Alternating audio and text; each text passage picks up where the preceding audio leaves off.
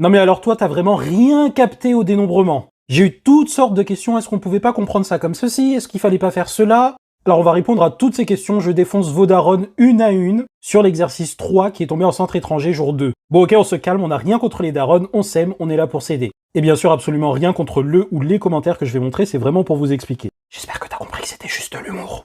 Un des commentaires qui est souvent revenu, c'est « Je ne comprends pas pourquoi 2 à 2, ça veut dire que tout le monde est différent ». Oui, parce que la question 2 de l'exercice disait de déterminer le nombre de séquences avec des caractères qui sont différents 2 à 2. Et là, c'est un problème de compréhension de l'énoncé à cause d'un manque de compréhension du vocabulaire mathématique. D'ailleurs, dit en passant, c'est quasiment littéralement ce que j'explique dans la masterclass où je vous explique comment débloquer les exercices de maths.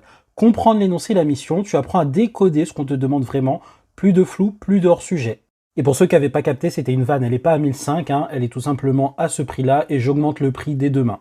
Vous avez des codes promo en édition limitée en commentaire. Comme d'hab, c'est le premier lien en bio sur tous mes réseaux. Et ici, masterclass. On revient sur ce qu'on était à la base, donc le commentaire a été très souvent repartagé sur mes vidéos. Et la réponse tient simplement à ceci. Non, la formulation n'est pas bizarre. Et ça, en fait, c'est une formulation qui est fréquente en mathématiques. Alors c'est vrai qu'elle est plus souvent usitée dans le supérieur et qu'on la voit assez rarement au lycée, mais c'est vraiment celle qui est à la base des définitions mathématiques. Posez-vous et réfléchissez un instant au sens des mots. Comment, mathématiquement, vous écririez que plusieurs nombres sont tous différents? Vous ne pouvez pas écrire tous différents, puisque l'égalité, c'est un concept qui se définit entre deux objets. Et au fond, ça veut dire quoi que tout le monde est différent? Sérieusement, mettez pause et réfléchissez-y vraiment.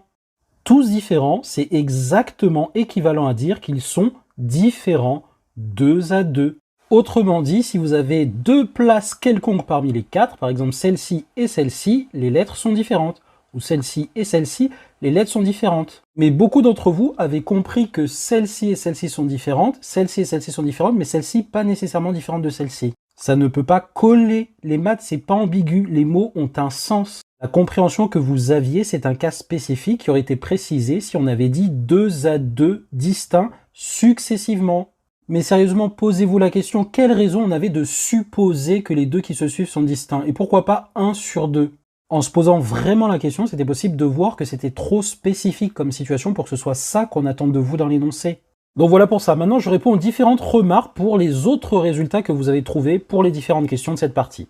Je ne comprends pas pourquoi l'ordre compte dans la 3C, mais il ne compte pas dans la 3D. Alors que ce soit dans la 3C ou dans la 3D, l'ordre compte, parce que dans la 3C, on voulait une fois la lettre A exactement, et dans la 3D, on voulait 2 fois la lettre A exactement, et ça serait pareil si on voulait 3 fois la lettre A exactement.